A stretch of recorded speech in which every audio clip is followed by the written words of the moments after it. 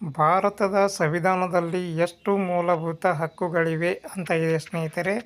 ಮೊದಲನೇ ಪ್ರಶ್ನೆ ಸರಿಯಾದ ಉತ್ತರ 6 ಮೂಲಭೂತ ಹಕ್ಕುಗಳು ನಮ್ಮ ಭಾರತ ಸಂವಿಧಾನದಲ್ಲಿ ಕಂಡುಬರುತ್ತವೆ ಸ್ನೇಹಿತರೆ. ಎರಡನೇ ಪ್ರಶ್ನೆ ಸಂವಿಧಾನದ ಯಾವ ಭಾಗದಲ್ಲಿ ಮೂಲಭೂತ ಹಕ್ಕುಗಳನ್ನು ವಿವರಿಸಲಾಗಿದೆ ಅಂತ ಇದೆ. ಸೊ ಸರಿಯಾದ ಉತ್ತರ ಸ್ನೇಹಿತರೆ ಸಂವಿಧಾನದ 3ನೇ ಭಾಗದಲ್ಲಿ ಈ ಮೂಲಭೂತ ಹಕ್ಕುಗಳಿಗೆ ಸಂಬಂಧಪಟ್ಟ ಹಾಗೆ ವಿವರಣೆ ಕೊಡಲಾಗಿದೆ. ಮೂರನೇ ಪ್ರಶ್ನೆ ಸಮಾನತೆಯ ಹಕ್ಕು ಯಾವ ಕಲಮಿನ ಅಡಿಯಲ್ಲಿ ನೀಡಲಾಗಿದೆ ಅಂತ ಇದೆ ಸ್ನೇಹಿತರೆ.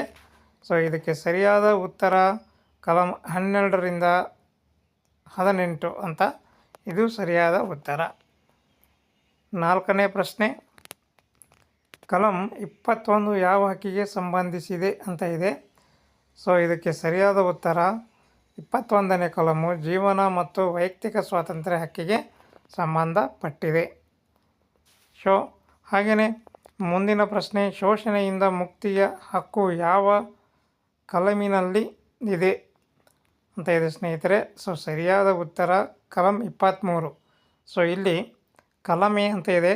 ಸೊ ಅದು ಬೈ ಮಿಸ್ಟೇಕ್ ಆಗಿದೆ, ಕಲಂ ಅಂತ ಅಂದ್ಕೊಳ್ಳಿ ಸ್ನೇಹಿತರೆ. ಯಾವುದು ಮೂಲಭೂತ ಹಕ್ಕುಗಳಲ್ಲಿ ಸೇರಿಲ್ಲ ಅಂದರೆ ಈ ಪ್ರಶ್ನೆ ಈ ಕೆಳಗಿನ ಯಾವುದು ಮೂಲಭೂತ ಹಕ್ಕುಗಳಿಗೆ ಸೇರಿಲ್ಲ ಅಂತ ಇದೆ. ಸೊ ಇದಕ್ಕೆ ಸರಿಯಾದ ಉತ್ತರ ಆಸ್ತಿ ಹಕ್ಕು ಸ್ನೇಹಿತರೆ. ಸೊ ಇದು ಭಾರತ ಸಂವಿಧಾನಕ್ಕೆ ಸಂಬಂಧಪಟ್ಟ ಹಾಗೆ ಮೂಲಭೂತ ಹಕ್ಕುಗಳಿಗೆ ಸಂಬಂಧಪಟ್ಟ ಹಾಗೆ ಪ್ರಶ್ನೆಗಳು ಸ್ನೇಹಿತರೆ.